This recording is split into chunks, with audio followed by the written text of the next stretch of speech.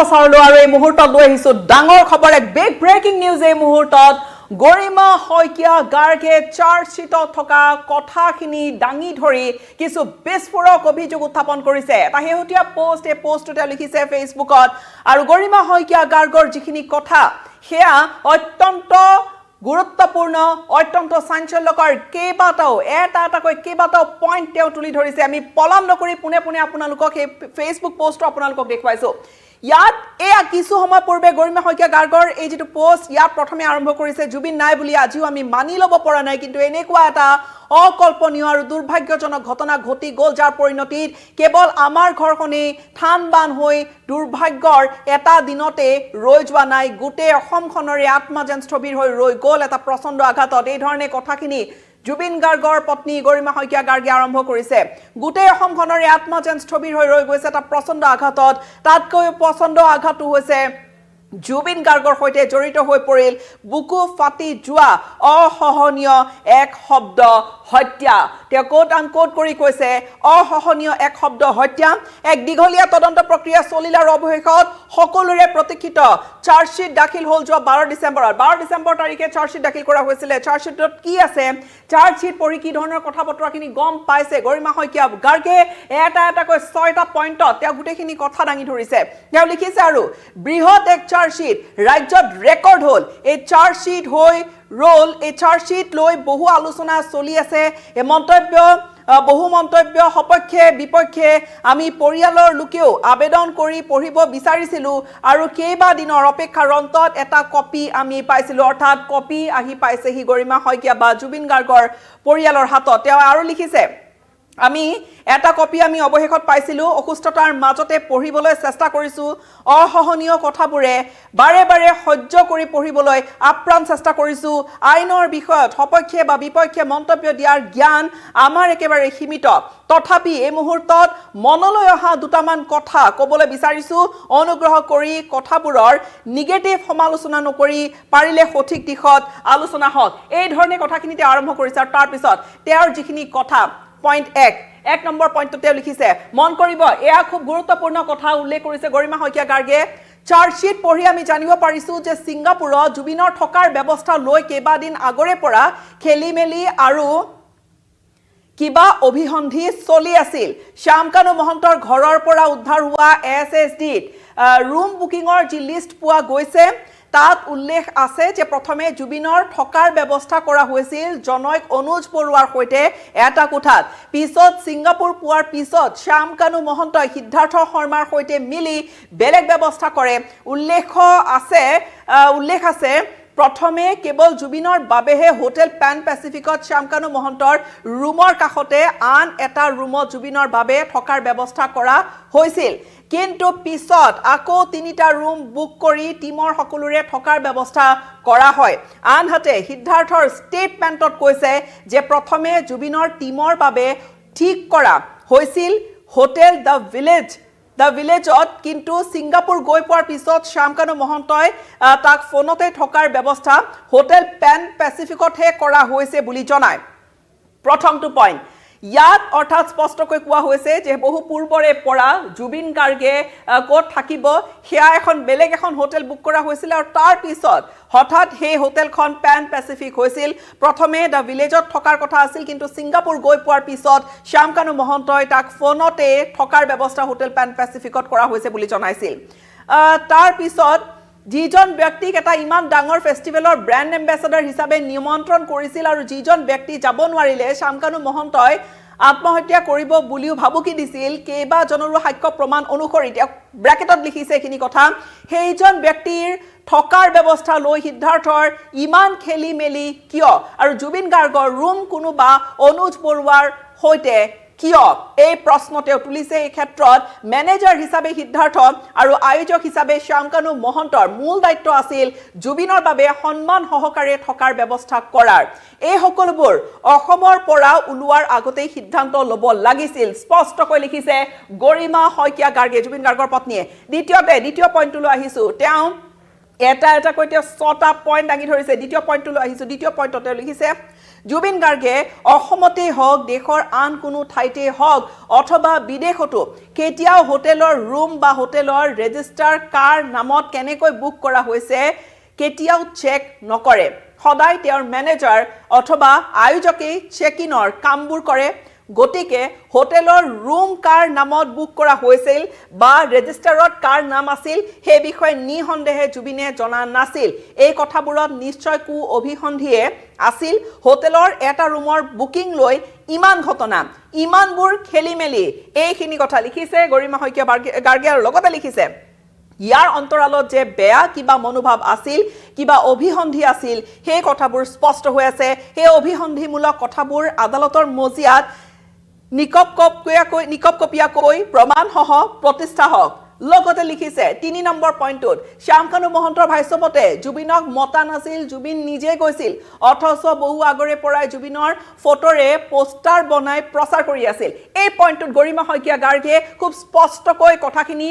বিস্ফোৰণ ঘটাইছে খুব স্পষ্টকৈ কথাখিনি উল্লেখ কৰিছে যে শ্যামকানু মহন্ত প্ৰথমে কৈছিলে যে জুবিনক মতা হোৱা নাছিল জুবিনে নিজে গৈছিল কিন্তু গৰিমা শইকীয়া গাৰ্গে যিখিনি কথা লিখিছে বহু আগৰে পৰাই জুবিনৰ ফটোৰে আসলতে পোষ্টাৰ বনাই প্ৰচাৰ কৰি আছিল আৰু সেই কথাই জুবিনক নেৰানেপেৰাকৈ কৈছিল যে ইতিমধ্যে প্ৰচাৰ কৰা হলে এতিয়া নগলে বহুত ডাঙৰ কথা হ'ব এজন শিল্পীক আমন্ত্ৰণ জনালে যে লিখিত এগ্ৰিমেন্ট হ'ব লাগে তেনে কোনো এগ্ৰিমেন্ট আমি এতিয়া জানিবলৈ পোৱা মতে এই ফেষ্টিভেলৰ বাবে কৰা হোৱা নাছিল অৰ্থাৎ এগ্ৰিমেন্ট হোৱা নাছিল এইখিনি কথা স্পষ্টকৈ গৰিমা শইকীয়া গাৰ্গে উল্লেখ কৰিছে সিংগাপুৰলৈ যোৱাৰ কোনো ধৰণৰ এগ্ৰিমেন্ট নাছিল এতিয়ালৈকে পৰিয়ালে যিখিনি কথা কৈছে আমি এতিয়া জানিবলৈ পোৱা মতে এই ফেষ্টিভেলৰ বাবে কৰা হোৱা নাছিল কোনো এগ্ৰিমেন্ট মেনেজাৰ হিচাপে সিদ্ধাৰ্থ আৰু আয়োজক হিচাপে শ্যামকানু মহন্তৰ সম্পূৰ্ণ দায়িত্ব আছিল জুবিনৰ সুৰক্ষা আৰু সিদ্ধাৰ্থে বিশেষভাৱে নিশ্চিত কৰিব লাগিছিল মেডিকেল কেয়াৰৰ যেহেতু জুবিন গাৰ্গৰ অসুস্থতাৰ কথা আছে মেডিকেল কেয়াৰৰ ব্যৱস্থা কৰিব লাগিছিল জুবিন গাৰ্গ যিকোনো এজন সাধাৰণ ব্যক্তি নহয় তেওঁৰ বাবে যি ব্যৱস্থা হ'ব লাগিছিল একোৱে কৰা নহল আয়োজকৰ তৰফৰ পৰা স্পষ্ট অভিযোগ গৰিমা শইকীয়া গাৰ্গৰ এই ক্ষেত্ৰত সিদ্ধাৰ্থৰ একোৱে মাত নাছিল কিয় তেওঁ এই প্ৰশ্নবোধকেৰে এই প্ৰশ্নটো সুধিছে শ্যামকানু মহন্তৰ লগত এনে কি বেলেগ বুজাবুজি আছে যে সামান্যতম সেফটি আৰু সিকিউৰিটিৰ কথাও নপতাকৈ জুবিনক লৈ যোৱা হল কিয় এই প্ৰশ্নটো গৰিমা শইকীয়া গাৰ্গৰ মাননি কি নিৰ্ধাৰণ কৰা হৈছিল অথবা হা সুবিধাৰ কি কথা হৈছিল হেয়া কেৱল সিদ্ধাৰ্থ আৰু শ্যামকানু মহন্তইহে জানিছিল তাৰ পিছত 4 নম্বৰ পইণ্টলৈ আহিছো 4 নম্বৰ পইণ্টত বা 4 নম্বৰতে চতুৰ্থতে লিখিছে আৰু এটা কথা চাৰ্জশিটত পঢ়িহে আমি জানিবলৈ পালো জুবিন গাৰ্গৰ ওয়ান লাষ্ট টুৰ বুলি কিবা 10খন সিটিৰ টুৰ এটা সিদ্ধাৰ্থে প্ল্যান কৰিছিল যে জুবিনে লাইভ শোৰ পৰা অৱসৰ ল'ব বুলি ঘোষণা হ'ব এই কথাবোৰ আমি কেতিয়াও শুনা নাছিলো নাজানিছিলো আনকি তেওঁৰ ব্যান্ড পৰিয়ালৰ লোক বা বন্ধু কোনেও নাজানে জুবিনে অৱসৰ এতিয়াই ল'ব কিয় আমি নালাগে তেওঁ নিজেও তেনেকুৱা কথা কেতিয়াও ভবা নাছিল মন কৰিব পুনৰবাৰ এই কথাখিনি পঢ়ি দিছো ওয়ান লাষ্ট টুৰৰ কথা আহিছে জুবিন গাৰ্গৰ শেষ টুৰ নেকি শেষ টুৰৰ কিবা পৰিকল্পনা হৈছিল নেকি পৰিয়ালে কিন্তু একো কথা নাজানে যিখিনি কথা স্পষ্টকৈ গৰিমা শইকীয়া গাৰ্গে উল্লেখ কৰিছে চতুৰ্থতে যিটো তেওঁ পইণ্ট খুব ডাঙৰ পইণ্ট মন কৰিবলগীয়া তেওঁ এই ধৰণে লিখিছে আৰু এটা কথা চাৰ্জশিট পঢ়িহে আমি জানিবলৈ পাইছো জুবিন গাৰ্গৰ ওয়ান লাষ্ট টুৰ তেওঁ কোট আন কোট কৰি দিছে তেওঁ স্পেশালি মেনশন কৰি দিছে ওয়ান লাষ্ট টুৰ বুলি কিবা 10খন সিটিৰ টুৰ এটা সিদ্ধাৰ্থে প্ল্যান কৰিছিল য'ত জুবিনে লাইভ শোৰ পৰা অৱসৰ ল'ব বুলি ঘোষণা কৰিছিল সঁচাকৈ তেনেকুৱা কি পৰিকল্পনা আছিল যিটো পৰিয়ালে নাজানে পৰিয়ালৰ ফালৰ পৰা তেওঁ কৈছে যে এই কথাবোৰ আমি কেতিয়াও শুনা নাছিলো নাজানিছিলো আনকি তেওঁৰ ব্যান্ড পৰিয়ালৰ লোক বা বন্ধু কোনেও নাজানে জুবিনে অৱসৰ এতিয়াই ল'ব কিয় আমি নালাগে তেওঁ নিজেও তেনেকুৱা কথা হয়তো ভবা নাছিল বুলি লিখিছে আৰু মই গোটেই জীৱন তেওঁৰ নতুন নতুন কামৰ পৰিকল্পনা আৰু সপোনহে দেখিছো চাৰ্জশিট পঢ়ি জানিব পাৰিছো সিদ্ধাৰ্থই বহু কমিটিৰ পৰা এই বছৰ জুবিন দাই এইবাৰৰ শেষবাৰৰ বাবে অনুষ্ঠান কৰিব বুলি কৈ মাননীও বঢ়াই লৈছিলে মন কৰিবলগীয়া কথা যেটো টকাৰ খেলিমেলি পইচাৰ খেলিমেলি মাননীৰ নামত কিমান ধন কিমান কমিশন সিদ্ধাৰ্থে লৈছিলে এই গোটেইখিনি কথা যেহেতু আহিছে পোহৰলৈ এই মুহূৰ্তত স্পষ্ট অভিযোগ পত্নী গৰিমা শইকীয়া গাৰ্গৰ জুবিন গাৰ্গৰ যে লাষ্ট টুৰ বুলি বা লাষ্ট শেষবাৰৰ প্ৰগ্ৰাম বুলি টকা বেছিকৈ লৈছিল মই গোটেই জীৱন তেওঁৰ নতুন নতুন কামৰ পৰিকল্পনা আৰু সপোনহে দেখিছো এই ধৰণে লিখিছে গৰিমা শইকীয়া গাৰ্গে কৈছে যে চাৰ্জশিট পঢ়িহে জানিব পাৰিছো সিদ্ধাৰ্থই বহু কমিটিৰ পৰা এই বছৰ জুবিন দাই শেষবাৰৰ বাবে অনুষ্ঠান কৰিব আকৌ তেওঁ মেনশন কৰি দিছে স্পেশালি শেষবাৰৰ বাবে অনুষ্ঠান কৰিব বুলি কৈ মাননীও বঢ়াই লৈছিল যি মাননীৰ পৰিমাণ সম্পূৰ্ণৰূপে ৰেকৰ্ডত লিখা নাছিল এতিয়া এই ধৰণৰ প্ৰশ্নবোৰে গোটেই ডাঙৰ প্ৰশ্নবোধকটোৰ সৃষ্টি কৰিছে এনে ক্ষেত্ৰত প্ৰশ্ন উঠে শ্যামকানু মহন্তৰ সৈতে লিখিত চুক্তি নোহোৱাৰ কাৰণ কি যদি তাত মাননী লৈছে সেই যুক্তিৰে গৰিমা শইকীয়া গাৰ্গে সুধিছে এনে ক্ষেত্ৰত প্ৰশ্ন উঠে শ্যামকানু মহন্তৰ সৈতে লিখিত চুক্তি নোহোৱাৰ কাৰণ কি এতিয়া পঞ্চম নম্বৰ 5th পইণ্টলৈ আহিছো পঞ্চমতে লিখিছে ৭৫ মিনিট যিখিনি কথা বিভিন্ন সংবাদ মাধ্যমত বা বিভিন্ন ধৰণে চৰ্চা হৈ আছে ৭৫ মিনিটলৈকে চিকিৎসা পোৱা নাছিল জুবিন গাৰ্গে পানীত যেতিয়া তেওঁ ককবকাই আছিল ৭৫ মিনিটলৈকে চিকিৎসা অবিহনে অনাদৰে তেওঁক পেলাই থোৱা হৈছিল আৰু চাৰ্জশ্বিটত উল্লেখ আছে যে ওচৰতে সেইণ্ট জোনছ আৰু লেজাৰাছ আইলেণ্ডৰ বাবে এইডি আৰু মেডিকেল এছিষ্টেণ্ট আছিল এটা সংযোগী বাটো আছিল অথচ ইমান দেৰিলৈকে কিয় ৰৈ থকা হ'ল প্ৰশ্ন সুধিছে পিন পইণ্টেড প্ৰশ্ন গৰিমা শইকীয়া গাৰ্গৰ যে এতিয়ালৈকে এই যিখিনি কথাতে পানীত ককবকাই আছে যিবোৰ কথা ওলাই আছিল যে ইমান সময় ৭৫ মিনিটলৈকে তেওঁ কোনো চিকিৎসা সেৱা পোৱা নাছিলে তেওঁক যিখিনি লাগিছিল এছিষ্টেন্স মেডিকেল এছিষ্টেন্স সেইখিনি তেওঁ সময়মতে পোৱা নাছিলে তেওঁ এই প্ৰশ্নটো সুধিছে যে ৭৫ মিনিটলৈকে চিকিৎসা অবিহনে অনাদৰে তেওঁক পেলাই থোৱা হৈছিল কিয়নো আন এটা আছিল সংযোগী বাদ অথচ ইমান দেৰিলৈকে কিয় ৰৈ থকা হ'ল ছিংগাপুৰৰ আৱাসী কেইজনে সেই কথা নাজানিছিল নেকি নিয়তত থকা কোনোৱে কিয় নাভাবিলে যে য'ত সেফটি বোৰ্ড এখন আৰি লিখি থোৱা আছিল swimming at your own risk no divers available বুলি পুনৰবাৰ এই ধৰণৰ কথাখিনি উল্লেখ কৰিছে অৰ্থাৎ আমি যেন ক'ৰবাত ছবিখন দেখিছোঁ সেইখিনি সময়ছোৱাত আমি যিবোৰ ভিডিঅ' আধৰুৱা ভিডিঅ' যিবোৰ দেখিছিলোঁ যিবোৰ ভিডিঅ' ভাহি আহিছিল সেই ভিডিঅ'ৰ মাজতে এইখিনি কথা যেন চকুত কিছু দৃশ্য ইয়তত থকা কোনোৱে কিয় নাভাবিলে যে য'ত সেফটি বোৰ্ড এখন আৰি লিখি থোৱা আছিল swimming at your own risk no divers available diver যিসকল পানীত তললৈ যায় এই ধৰণে যিকোনো আয়োজনৰ বাবে সেফটি মেজাৰ্ছৰ কথা চিন্তা কৰাটো মুখ্য আমি হেৰুৱাইছোঁ গোটেই অসমে হেৰুৱাইছে এক সত্তা আৰু তেওঁলোক এতিয়াও ইমান নীৰৱ অৰ্থাৎ এইবাৰ গৰিমা শইকীয়া গাৰ্গৰ স্পষ্ট বিস্ফোৰণ সেয়া ছিংগাপুৰীয়া অসমীয়া কেইজনৰ বিৰুদ্ধে ইমান নীৰৱ কিয় এই প্ৰশ্নটো সুধিছে ইয়তখনতো সেফটি বা মেডিকেল এছিষ্টেন্সৰ বাবে একোৱে নাছিল এটা দীঘলীয়া বাট লৈ দীৰ্ঘ সময়ৰ বাবে তেওঁক কোনো চিকিৎসা নোহোৱাকৈ পেলাই ৰখা হ'ল যিজন মানুহে বাটে ঘাটে আঘাত পাই পৰি থকা মানুহেই নহয় জীৱ জন্তু চৰাই চিৰিকটিকো চিকিৎসাৰ বাবে তুলি নিহুষ্ট কৰি তোলে লাগিলে নিজৰ প্ৰফেচনেল লছ অথবা পলম হোৱা বুলি বিতৰ্কই নহওক কিয় তেনে এজন ব্যক্তিক ইমান অনাদৰ কৰা হ'ল এই কথাখিনি লিখিছে আৰু গৰিমা শইকীয়া গাৰ্গৰ মনৰ খুব থকা খুদুৱনি গোটেইখিনি চাৰ্জশ্বিট পঢ়ি এইখিনি প্ৰসংগ উত্থাপন কৰিছে আমাৰ দৃষ্টিত এই ইয়তখনত থকা প্ৰতিজন মানুহে এই অভাৱনীয় ঘটনাটোৰ বাবে দোষী আৰু সকলো বিচাৰৰ আওতালৈ আহক কথা হিমানে অৰ্থাৎ ইয়তত থকা যিখিনি মানুহ সেইখিনি সময়ছোৱাত ইয়তত থকা ছিংগাপুৰীয়া লোক কেইজন তেওঁলোকো বিচাৰৰ আওতালৈ আহক বিচাৰিছে গৰিমা শইকীয়া গাৰ্গে আৰু তাৰ পিছতে গৰিমা শইকীয়া গাৰ্গৰ ষষ্ঠ যিটো পইণ্ট আমি ভিডিঅ'বোৰৰ জৰিয়তে দেখিছোঁ জুবিনক কিমান নেগলেক্ট কৰা হৈছিল চিজাৰ থকা মানুহ এজনক নিচাগ্ৰস্ত কৰি ইমান দীঘলীয়া সময়ৰ বাবে সাগৰৰ মাজত লাইফ জেকেট নোহোৱাকৈ সাঁতুৰিবলৈ উচতনি দিলে তাকো আনএটেণ্ডেড এই শব্দটো তেওঁ লিখিছে আনএটেণ্ডেড তেওঁৰ লগত কোনো নাছিল সেইটো সম্পূৰ্ণ ক্ৰাইম স্পষ্টকৈ অপৰাধ বুলি লিখিছে কৈছে গৰিমা শইকীয়া গাৰ্গে পানীত তেওঁৰ ভমিটিং হৈছে নাকেৰে মুখেৰে খোৱা বস্তু আৰু ফেন ওলাইছে এই সকলোবোৰ গেষ্ট্ৰিকৰহে লক্ষণ বুলি এৰি দিবকৈ কেনেকৈ পাৰিলে ভাগৰুৱা হৈ সাঁতুৰি থকা দেখিও সিদ্ধাৰ্থৰ হাত জোকাৰি যাব দে ইংগিত কোনো এজনে অবস মানুহজনক বাধা দিয়াৰ চেষ্টা নকৰি আনন্দত মস্কুল হৈ থকা কিমান অসহনীয় এইবোৰ পানীত ডুবি যোৱাৰ পিছত ইয়তলৈ উঠাই আনোতে তেওঁৰ দাঁতে লাগিছে আৰু টং এডাল মুখত সুমুৱাই দিব লগা হৈছে বুলিও প্ৰবাসী অসমীয়া কেইজনে নিজৰ ষ্টেটমেণ্ট কৈছে অৰ্থাৎ দাঁত লাগি ধৰিছিল জুবিন গাৰ্গৰ সেইখিনি সময়ছোৱাত যেতিয়া তেওঁ অৱস হৈ পৰিছিল পানীৰ পৰা যেতিয়া তেওঁক টানি আনি ইয়তলৈ উঠোৱা হৈছিলে একেবাৰে তেওঁৰ অৱস্থা কাহিল হৈ গৈছিলে সেইখিনি সময়ছোৱাত যিখিনি অকণ ভিডিঅ' আমি দেখিছোঁ তাৰে বৰ্ণনা গৰিমা শইকীয়া গাৰ্গে স্পষ্টকৈ লিখি ধৰিছে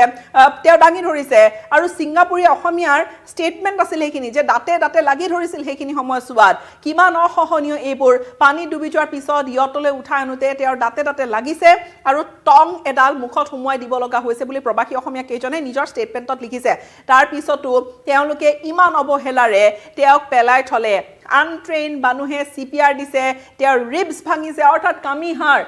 যি ৰিব কেছ থাকে CPR দিছে কামিহাৰ ভাঙিছে সেইখিনি কথা কৈছে আনট্ৰেইন মানুহে CPR দিছে তেওঁৰ ৰিবছ ভাঙিছে মূৰতো আঘাত আছিল তেওঁৰ কেনেকৈ কোট হে আঘাত পাইছিল হাওফাওত পানী জমা হৈ আছিল সিংগাপুৰৰ এজনে কৈছে ইয়টত উঠোৱাৰ পিছত জুবিনৰ পেটটো হেঁচি দিওঁতে সাগৰৰ পানী বহুত ওলাইছিল বহুত কষ্ট পালে তেওঁ এই কথাবোৰ ভাবিবলৈও ভয় লাগে বুকু কপি যায় এই কষ্টবোৰ আমি জীয়াই থকা প্ৰতি মুহূৰ্তত অসহায় হৈ কঢ়িয়াই ফুৰিব লাগিব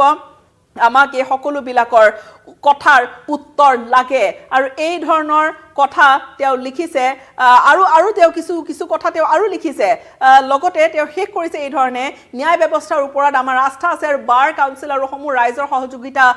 বিচাৰিছো আমাৰ এই ন্যায় যাত্ৰাত দোষীয়ে কঠোৰতকৈ কঠোৰতম শাস্তি পাওক এতিয়া তাৰ বাহিৰে আন কোনো কথা ভাবিব পৰাকৈ একো নাই আমাৰ মূলতঃ এই যিখিনি লগতে আৰু এটা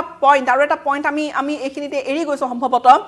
এই গোটেইবোৰ মানুহ নহয় একোটা দানৱ তেওঁ লিখিছে আৰু লগতে যাৰ বাবে আমি আমাৰ মানুহজনক হেৰুৱালো আমাৰ ঘৰখন অসমখন থানবান হ'ল ন্যায় ব্যৱস্থাৰ ওপৰত সম্পূৰ্ণ আস্থা ৰাখি খুব ধৈৰ্য আৰু সংযমেৰে আমি অপেক্ষা কৰিছো এই অসুৰবোৰে পৃথিৱীৰ আটাইতকৈ ভয়ানক শাস্তি পাওক বুলি শাস্তিৰ দাবী তুলিছে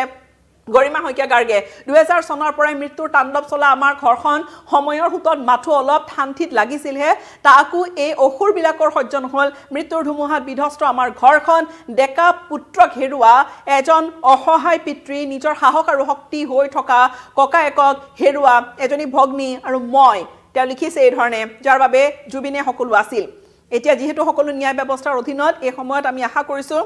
এসআইটিয়ে দাখিল কৰা চাৰ্জশিটখন উপযুক্ত সাক্ষ্য প্ৰমাণ আৰু তথ্যৰে যথেষ্ট সবল আৰু পানী নখৰাকৈ ইতিমধ্যে দাখিল কৰিছে চৰকাৰী আইনজ্ঞসকলেও নিশ্চয় ইতিমধ্যে পঢ়ি সকলো চালি জাৰি চাইছে গতিকে এই মুহূৰ্তটো যদি তেওঁলোকে ভাবে এই সমস্ত মাৰাত্মক অপৰাধ কাণ্ডটোত অভিযুক্ত কেইজনক আদালতত দোষী সাব্যস্ত কৰিবৰ বাবে যদি কিবা আৱশ্যক আছে তেন্তে আমাৰ একান্ত অনুৰোধ এসআইটি আৰু চৰকাৰী আইনজ্ঞসকলে আকৌ এবাৰ ৰিভিউ কৰি প্ৰয়োজনীয় আইনী পদক্ষেপখিনি যাতে কৰি লয় মাননীয় মুখ্যমন্ত্ৰী মহোদয়ে খুব সদ্ভাৱেৰে উল্লেখ কৰিছিল ফাষ্ট ট্ৰেক বিচাৰৰ কথা সেই কথাখিনি গৰিমা শইকীয়া গাৰ্গে লিখিছে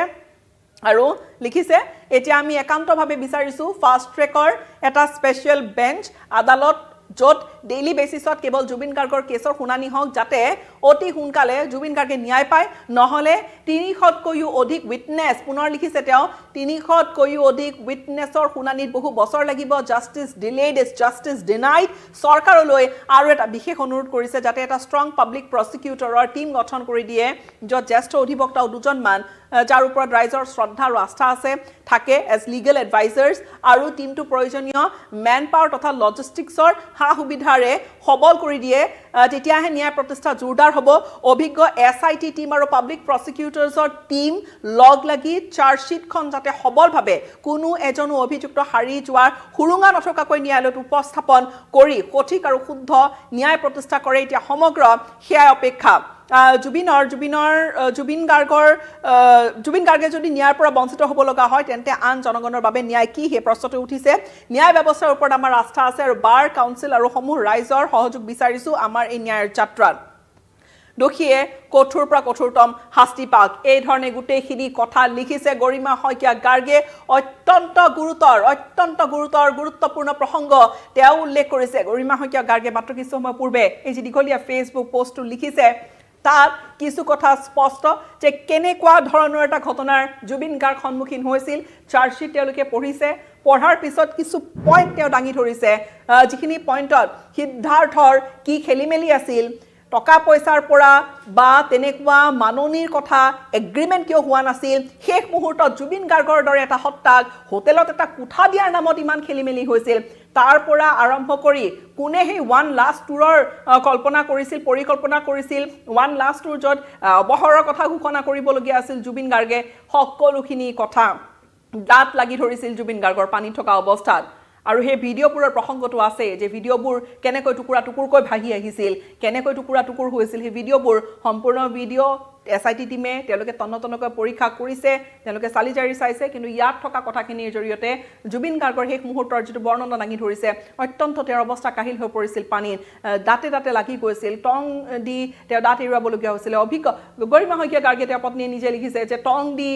দাঁত এৰুৱাবলগীয়া নহয় আনকি CPR এনেকৈ দিবলগীয়া হৈছিলে অনভিজ্ঞ মানুহে CPR দিছে ৰিবছ ভাঙিছে অৰ্থাৎ কামিহাৰ তেওঁৰ ভাঙিছে অত্যন্ত এক ভয়ানক এখন ছবি মুহূৰ্তত আহিছে মনলৈ শেষত তেওঁ ন্যায় ব্যৱস্থাৰ ওপৰত আস্থা ৰাখিছে আৰু ফাষ্ট ট্ৰেক আদালতৰ কথাটো সজোৰে উল্লেখ কৰাই নহয় লাগিলে সকলোখিনি লজিষ্টিকেল গোটেইখিনি সহায় সহযোগিতা টিমটোৱে পাওক লিগেল এডভাইজাৰ্ছ থাকক পাব্লিক প্ৰচিকিউটৰৰ কথা তেওঁ উল্লেখ কৰিছে আৰু কৈছে যে দানকপেটাই শাস্তি পাওক কঠোৰৰ পৰা কঠোৰতম শাস্তি বিচাৰিছে ন্যায়ৰ অপেক্ষাত সমগ্ৰ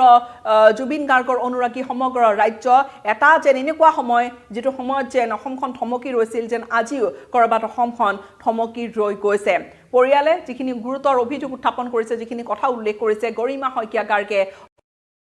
ইয়াৰ পিছত আমি আগবাঢ়িব আমি এই গোটেই কেছ প্ৰক্ৰিয়াটো আগবাঢ়ি থকা দেখিম কেনেকৈ আগবাঢ়ে সেয়া লক্ষণীয়